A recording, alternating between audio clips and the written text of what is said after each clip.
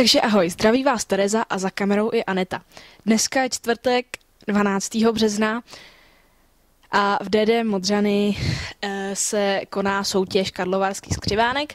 Je to zpívací soutěž a jak už název napovídá, vítěz, dobře možná první 3, pojedou do Varu na celostátní kolo. My jsme teďka v celopražském, takže se tam jdeme podívat. Písničku si zpíval, teda jaký písničky? Asi tam jich bylo víc, jo? Já jsem zpíval písničku Haló děťátko a když jsem k vám chodíval přes ty lesy. A jak to teda dopadlo? Kolikátej jsi skončil? Nakonec z toho vyšlo 3. místo. 3. jo, tak to je docela dobrý. A co teda plánuješ dál? No, pojedu do Karlových Varů na další kolo, tam se uvidí. A jak vidíš teda svoje šance v těch Varech? No, tak mohl bych tam něco uhrát tak jako tady. Super, a jak dlouho teda už zpíváš, jako už třeba od školky nebo tak? 11 let zpívám. 11 a kolik ti teda je? 15. 15, dobrý, tak jo, takže děkuji za rozhovor. Ty jsi tady soutěžil s jakýma písničkama? Já jsem zpíval o poštáry, to je romská lidová a je to blízko od Michala Davida. Super, a jak to teda nakonec... Prosím vás, pěkně potřebujeme udělat sál pro další...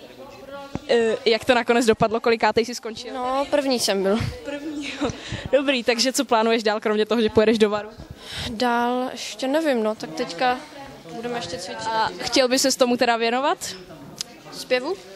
Určitě, já myslím. Určitě. A jak dlouho teda už zpíváš? Zpívám, tak já jsem se nikde neučil, takže zpívám tak, já nevím, od 7 let, nevím, no.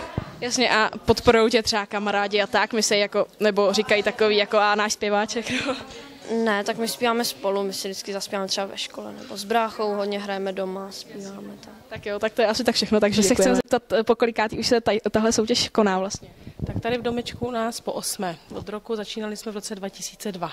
Po 8. a objevili už jste tady třeba během toho konání nějaký super talenty?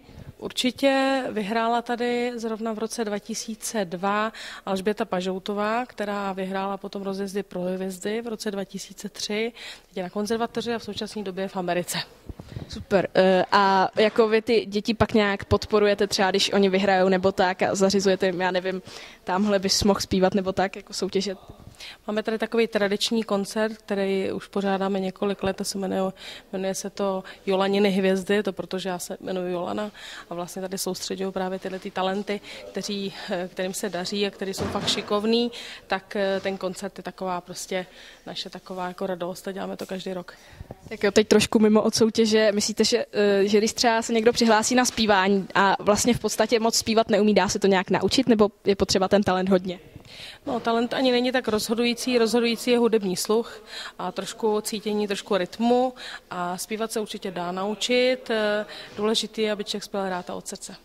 A jaký nejmladší děti třeba se sem přihlašujou, když... Nejmladší děti jsou vlastně, dá se říct, od 6 let, je to od první třídy. Jste to viděli jste pár rozhovorů, ať už se soutěžícíma nebo s organizátorkou, takže si o to možná uděláte obrázek.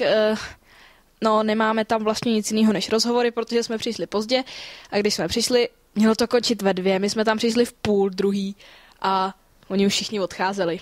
Takže vlastně nemáme nic, chtěli jsme natočit ještě zpívání a vyhlašování a tak, ale nestihli jsme to, tak třeba jindy, třeba příští rok. Takže čau. I za Anetu. Čau.